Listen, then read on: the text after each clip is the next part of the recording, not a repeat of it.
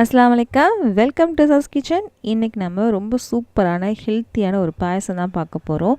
இந்த பாயசம் சாப்பிட்றதுனால நமக்கு என்ன பெனிஃபிட் அப்படின்னா, நம்ம உடம்புல இருக்க எலும்பு எல்லாமே சூப்பராக ஆரோக்கியமாகும். அந்தளவுக்கு ரொம்ப சூப்பரான ஒரு பாயசங்க. செம்ம டேஸ்ட்டாகவும் இருக்கும். அதே சமயத்தில் ரொம்ப ரொம்ப ஹெல்த்தியான ஒரு பாயசங்க. இது பசங்களுக்கும் ரொம்ப விரும்பி சாப்பிடுவாங்க. நம்ம என்ன சேர்த்துருக்கோனே தெரியாது, அந்தளவுக்கு ரொம்ப சூப்பராக இருக்கும். நம்ம எதில் பாயசம் செய்ய போகிறோம் அப்படின்னா, உளுந்தில் தான் பாயசம் செய்ய போகிறோம். இப்போ வாங்க எடுப்பலான்னு பார்க்கலாம். அடுப்பில் ஒரு கடாய் வச்சுருக்கேன். இதில் ஒரே ஒரு ஸ்பூன் நெய் மட்டும் சேர்த்துக்கலாம். நெய் சேர்த்தாச்சு. நெய்யும் கொஞ்சம் உருகிடுச்சு. இதில் கொஞ்சமாக பாதாம் மட்டும் கட் பண்ணி வச்சுருக்கேன். ஒரு 5-6 பாதாம் கட் பண்ணி வச்சுருக்கேன். அதே மாதிரி ஒரு 5-6 முந்திரி பருப்பையும் சின்ன சின்னதாக கட் பண்ணி வச்சுருக்கேன். அதையும் நம்ம சேர்த்துக்கலாம். சேர்த்தாச்சு. இது லைட்டாக பொரிஞ்சு வரட்டும்.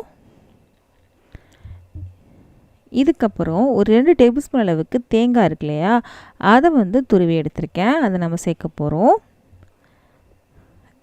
2 டேபிள் ஸ்பூன் அளவுக்கு தேங்காய் எடுத்திருக்கேன். அதையும் நம்ம சேர்த்துடலாம்.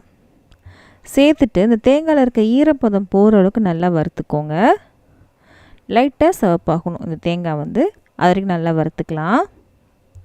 இப்போது வறுபட்டுருச்சு. இங்கே பாருங்கள், நல்லாவே வறுபட்டுருச்சு இல்லையா. இப்போது இந்த தேங்காய் நட்ஸ் எல்லாத்தையுமே தனியாக ஒரு பாத்திரத்துக்கு மாற்றிக்கலாம். நம்ம இந்த அளவுக்கு இருக்கணும், ரொம்ப கரைஞ்சிடக்கூடாது. இந்த அளவுக்கு வறுபட்டாலே போதும். இங்கே பாருங்கள், போதும். இப்போது ஒரு பாத்திரத்துக்கு இதை மாற்றி தனியாக எடுத்து வச்சிடலாம். வச்சாச்சு. இப்போது அதே கடாயில் ஒரு 1/4 கப் அளவுக்கு உளுந்து எடுத்திருக்கேன். இதை நல்லா வறுக்கணும். லைட்டாக கலர் சேஞ்ச் ஆகணும், அது வரைக்கும் வறுத்துக்கோங்க. வறுத்ததுக்கப்புறம் காமிக்கிறேன். இங்கே பாருங்கள், நல்லாவே வறுபட்டுருச்சு. கலர் லைட்டாக சேஞ்ச் ஆகிருக்கு பாருங்கள். இப்போது இதில் ஒரே ஒரு டேபிள் ஸ்பூன் அளவுக்கு பச்சரிசி எடுத்திருக்கேன். ஏன் பச்சரிசி எடுத்திருக்கோம் அப்படின்னா, நம்ம உளுந்து மட்டும் சேர்க்கும் போது நம்மளுக்கு நல்லாவே இருக்காது. அதனால தான் அந்த பச்சரிசி சேர்க்குறோம். அப்போ டேஸ்ட்டும் நல்லாயிருக்கும், உங்களுக்கு நல்லா பேலன்ஸ் ஆகும். இதோட கொஞ்சமாக வெந்தயம் மட்டும் எடுத்திருக்கேன். வெந்தயம் ஆப்ஷனல் தான். இது சேர்க்குறது சேர்க்காமல் இருக்கிறது உங்கள் விருப்பம் தானே. சேர்த்திங்கன்னா ரொம்ப நல்லது தான். இதே சேர்த்து 1 நிமிஷம் மட்டும் வறுத்துக்கலாம். நான் பச்சரிசி சேர்த்துருக்கோம் இல்லையா, அது லைட்டாக பொரிஞ்சு வரணும். அதுக்கு தான் 1 நிமிஷம் மட்டும் போதும். இப்போது 1 நிமிஷம் ஆயிடுச்சு. இப்போது இது கொஞ்சம் ஆறணும். ஆறினதுக்கப்புறம் நம்ம அரைக்கணும். அதனால் இது கொஞ்சம் சூடாக இருக்கும் இல்லையா, அது ஆறட்டும். ரொம்ப மட்டும் கலர் சேஞ்ச் ஆகாமல் பார்த்துக்கோங்க. இது இருக்கட்டும். இப்போது இன்னொரு பாத்திரத்தில் ஒரு 3/4 கப் அளவுக்கு வெல்லம் எடுத்திருக்கேன். இதுக்கு 1/2 கப் அளவுக்கு தண்ணி எடுத்துக்கலாம். இந்த வெல்லத்தை நம்ம கரைச்சி மட்டும் தான் எடுக்க போகிறோம். பாகுப்பதே நமக்கு தேவையில்லை, கரைச்சி மட்டும் எடுத்துக்கலாம். வெல்லம் கரைஞ்சிருச்சு, போதும். தண்ணியை எடுத்து வச்சிடலாம். இப்போது நம்ம வறுத்து வச்சுருந்தோம் இல்லையா உளுந்து, அது கொஞ்சம் ஆறிடுச்சு. அதனால் மிக்ஸி ஜாருக்கு மாற்றிட்டேன். அரிசி வெந்தயம்லாம் எடுத்தோம் இல்லையா, இதெல்லாம் சேர்த்து நம்ம அரைச்சி வந்த போகிறோம். ரொம்ப குறைன்னு அரைக்க வேணாம், முடிஞ்சளவுக்கு நல்லா ஃபைன் பவுடராக அரைச்சிக்கோங்க. இந்த அளவுக்கு அரைச்சிக்கோங்க. இப்போது ஒரு பாத்திரம் எடுத்திருக்கேன். இதில் 1 கப் அளவுக்கு தண்ணி எடுத்திருக்கேங்க. இதை நம்ம சேர்த்துக்கலாம். சேர்த்தாச்சு.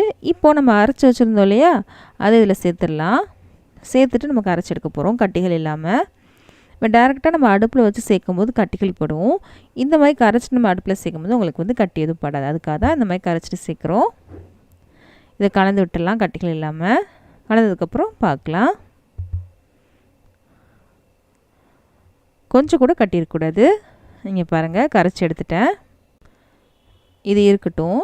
திரும்பவும் அதே கடாய் தான் அடுப்பில் வச்சுருக்கேன். இதில் 2 கப் அளவுக்கு தண்ணி எடுத்திருக்கேங்க. 2 கப் தண்ணிக்கு பதில் நீங்கள் 1 கப் தண்ணி 1 கப் பால் கூட எடுத்துக்கலாம். பால் எதுவுமே இந்த பாயசம் நான் சேர்க்கலை. நீங்கள் வேணும்னா நீங்கள் பால் கூட சேர்த்துக்கலாம். 2 கப் தண்ணி எடுத்துக்கலாம், இல்லை 2 கப் பால் எடுத்துக்கலாம், இல்லை 1 கப் பால் 1 கப் தண்ணி கூட எடுத்துக்கலாம். இப்போ தண்ணி நல்லா கொதிக்க ஆரம்பிச்சிச்சு இல்லையா. இப்போ நம்ம கலந்து வச்சுருந்தோம்ல, அதை நம்ம சேர்த்துடலாம். அடுப்பு மீடியம் பண்ணிக்கோங்க. சேர்த்துட்டு நல்லா கலந்து விடுங்க. இது சீக்கிரமாகவே கெட்டியாகும். முதல்ல நம்ம வறுத்துட்டோம், பொடியும் பண்ணிட்டோம்னா சீக்கிரமாகவே இது வெந்து வந்துடும். இங்கே பாருங்கள், வெந்து வர ஆரம்பிச்சிருச்சு. கலந்து விட்டு தான் இருக்கேன், கட்டிகள் எதுவுமே படல பாருங்கள் நமக்கு. இப்போது இதில் நம்ம தேங்காய் சேர்க்க போகிறோம். ஒரு 1/4 கப் அளவுக்கு தேங்காய் எடுத்துக்கோங்க.